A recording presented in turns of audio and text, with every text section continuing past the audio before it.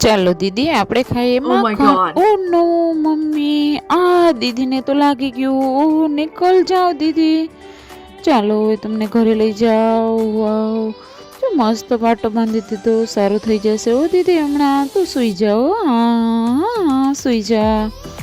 ઓ mummy, આમાં તો પૈસા જ નથી, તો ચાલો હવે આપણે કામ કરવા જવાનું છે। જો મસ્ત મસ્ત મજાના ઘોડા બનાવવાના છે। કેવો મસ્ત મજાનો ઘોડો બનીને રેડી થઈ ગયો છે।